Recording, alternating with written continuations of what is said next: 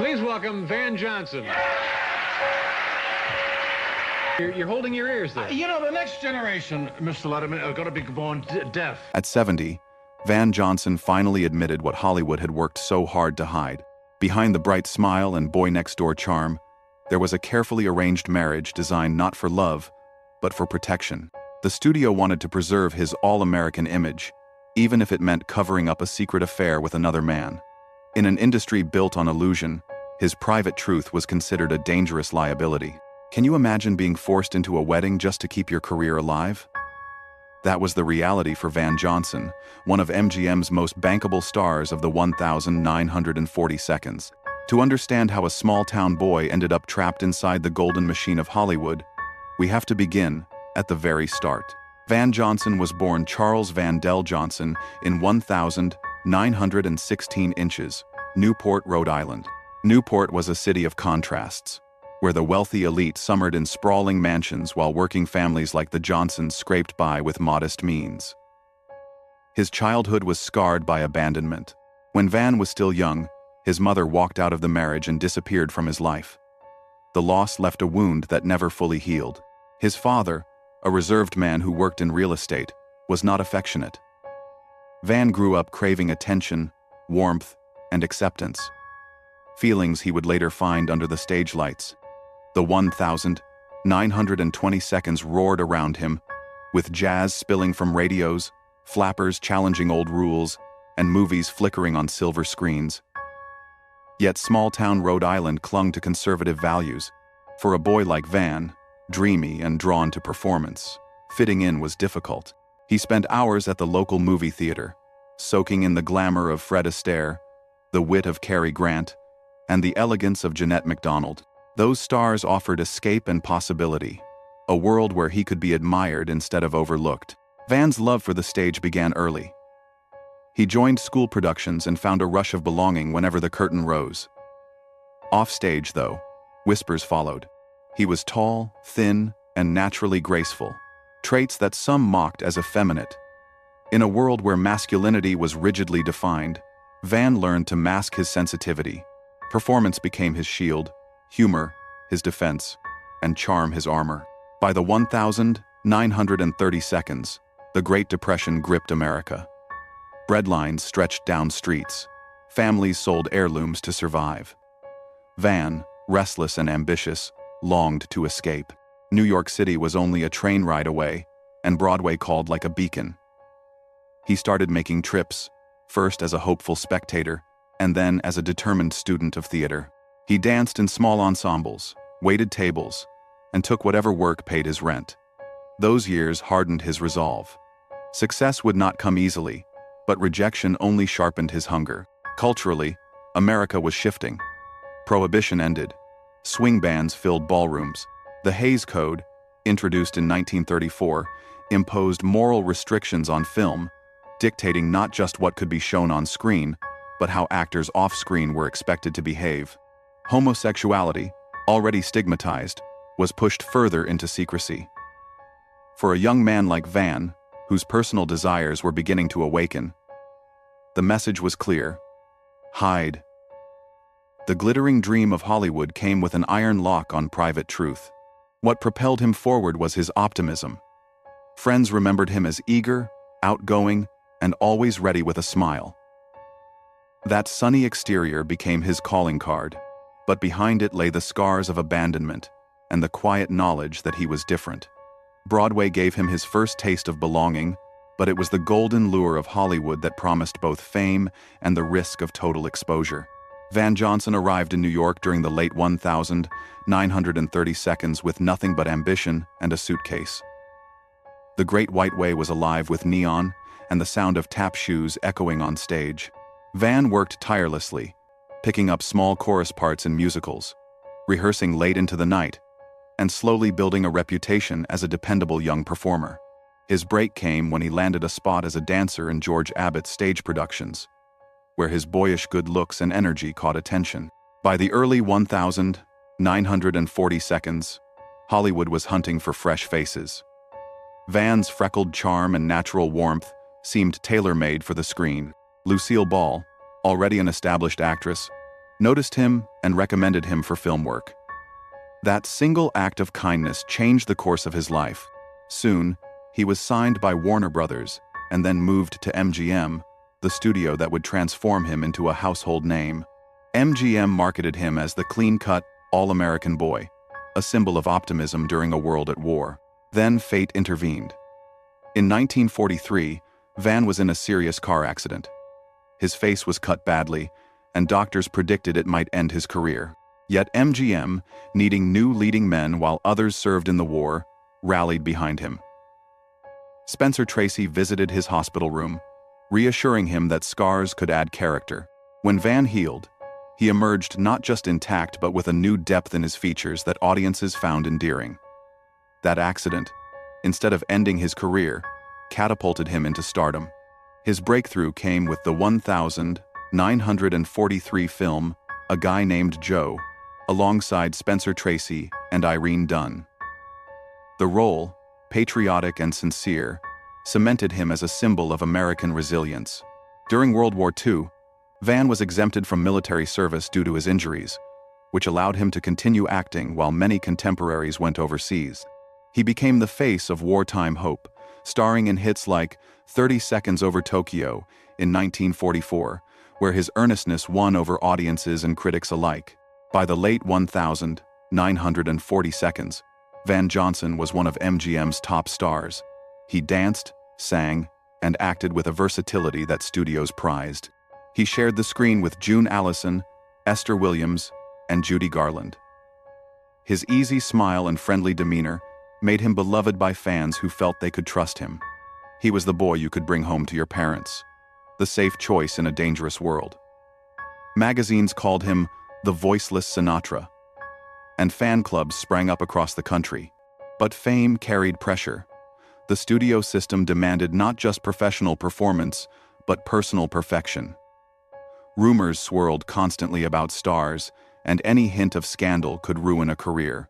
Van's charm was genuine, but whispers about his private life began to circulate. MGM knew they had a valuable star whose appeal depended on his image as a clean-cut romantic lead. To maintain that illusion, they tightened their grip. Behind the lights, Van was beginning to feel the strain of living two lives, one for the cameras and another hidden in the shadows. Hollywood in the 1940 seconds and 1950 seconds was a world of bright lights and darker corners. Behind every sparkling premiere and choreographed photo spread, there were private gatherings shielded from reporters and morality enforcers. Van Johnson moved easily in both realms. To the public, he was MGM's golden boy. In hidden spaces, he searched for connection that could never be made public. Friends and biographers have noted that Van was deeply drawn to men, though he kept such feelings tightly controlled. Hollywood provided places where men could meet discreetly: apartment parties in Beverly Hills, secret gatherings at Malibu beach houses, even backstage dressing rooms became sanctuaries of fleeting freedom. It was within those circles that Van reportedly formed close attachments with dancers, actors, and stage performers who understood the risks. These were not loud romances but coded exchanges of glances, private dinners, and shared weekends under assumed pretenses. One of the most discussed relationships linked to Van was with a male dancer during his MGM years. They reportedly met during rehearsals for a musical sequence and grew close, traveling together when the studio's watchful eye could be diverted. The bond was affectionate and intense, but it lived in secrecy. If discovered, it would have ended Van's career overnight. The studio's answer to such dangers was control. MGM executives arranged his marriage to Eve Abbott, the former wife of actor Keenan Wynn. The timing was no accident. Gossip about Van had begun to build, and a marriage was the simplest way to silence whispers. Eve herself acknowledged later that the marriage was orchestrated, more business than passion. Van played the role dutifully. Photographers captured smiling domestic scenes, the image of a happy couple. But insiders knew the truth. The marriage served the studio, not his heart. Behind closed doors, Van's real affections remained with men, though fear kept him from living openly. The industry operated under strict morality clauses, and homosexuality was not only stigmatized but considered grounds for contract termination. Stars were forced to hide or risk everything. Despite the tension, Van did find pockets of joy. He formed bonds with fellow actors who lived similar double lives. At private parties hosted by stars like Cole Porter, he mingled freely without the weight of studio handlers. Biographers mention friendships with men like Clifton Webb and hints of romantic ties that could never be spoken aloud. In these hidden worlds, he could laugh more freely, dance without worry, and be himself for a few precious hours. But the risk was constant. Confidential magazine, notorious for exposing Hollywood secrets, loomed like a shadow. Every encounter carried the possibility of betrayal. Van walked a tightrope, balancing genuine need for love against the peril of discovery. The tension grew heavier as his fame climbed higher. He was not alone in this struggle, but few carried it as publicly polished as Van Johnson, the man who looked like America's sweetheart, yet longed for a freedom America would not allow. By the mid-1950s, Van Johnson's perfect image began to crack. The studio-arranged marriage provided cover, but it did not silence gossip. Hollywood was a small town disguised as a global stage, and whispers traveled quickly. Stories of Van's nights at private parties, or his closeness with certain male companions, reached reporters who were hungry for scandal. Confidential magazine, infamous for destroying careers, began circling. For any star, especially one packaged as a clean-cut romantic lead, exposure was a death sentence. MGM tightened its control. Public appearances with his wife were staged with increasing frequency. Photographers were invited into their home, producing glossy spreads of supposed domestic bliss. Yet fans sensed distance. Van's smile never dimmed, but behind it was fatigue. He was living in constant fear of being unmasked, a man pretending, even when the cameras stopped rolling. The pressure affected his career. By the late 1950s, MGM's golden era was fading. Television eroded box office dominance, and younger stars replaced the wartime idols. Van's wholesome image felt dated compared to the rebellious energy of actors like Marlon Brando and James Dean. His box office draw weakened, and roles grew scarcer. Studios were less willing to protect him as profits dipped. For Van, the risk of being discarded was no longer theoretical. He felt it with each passing year. The emotional toll was immense.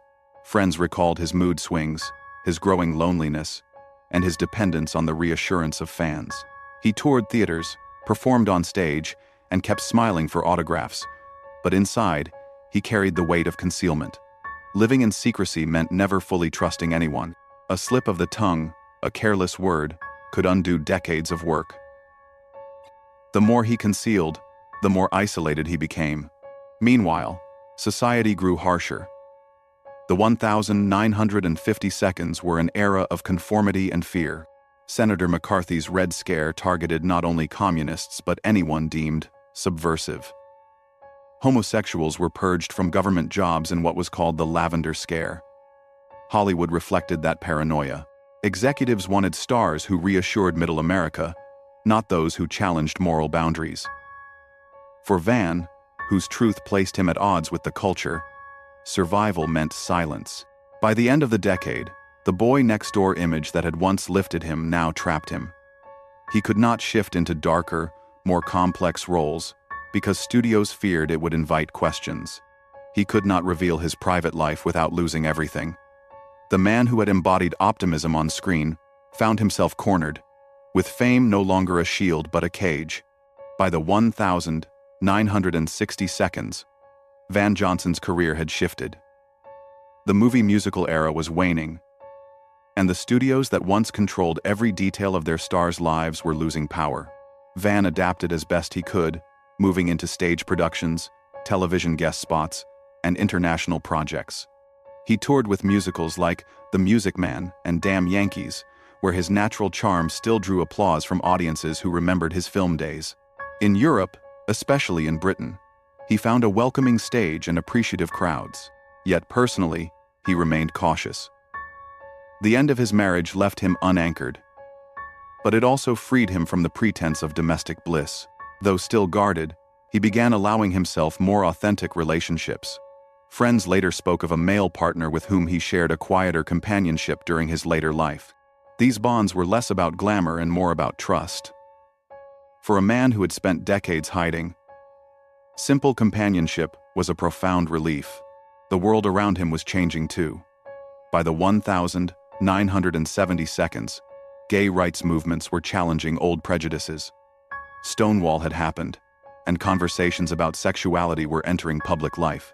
But for someone of Van's generation, stepping forward publicly was unthinkable. He carried too many scars from years of secrecy. He watched quietly as younger actors began pushing boundaries he never could. There was pride, but also sorrow, in knowing he had lived under harsher rules. Still, Van remained a beloved figure. He embraced stage touring, connecting with fans who remembered him as the wartime heartthrob. He also became a fixture in New York, where he lived a quieter life in later decades. Unlike some contemporaries, he avoided scandal in old age, choosing instead to maintain dignity. Those who knew him described him as gracious, witty, and appreciative of the affection he still received. As time passed, Van seemed to make peace with his complicated past. He never publicly declared his sexuality, but in private conversations, he acknowledged truths that had once been dangerous to admit. The boy who once sought approval from an absent mother and a distant father found a kind of family among friends, colleagues, and loyal admirers. His later years were marked not by headlines but by resilience, proof of a man who endured Hollywood's cruelest demands and still carried a smile. In reflection, Van's life mirrored Hollywood itself, glittering on the surface, complicated beneath. He was both a product of his time and a victim of it, forced into silence but remembered for warmth. And as age softened the sharp edges of his fears, he became a living reminder of the cost of survival in an era that demanded perfection at any price. Van Johnson's story is not just about one man's career. It is about the price of living in a world where truth was forbidden and where even love had to be hidden behind locked doors. He was forced into a marriage not of his choosing, pushed to maintain an image crafted by others, and silenced by fear of exposure. Yet through it all, he gave audiences hope, laughter, and a vision of decency during some of America's darkest years. His legacy is bittersweet. Fans remember the cheerful boy next door who danced across screens and carried the spirit of wartime resilience. But beneath that surface was a man who longed for freedom, who carried the burden of secrets too heavy to share. His life reminds us of the countless stars who played roles off-screen as well as on, forced to act every day of their lives just to survive.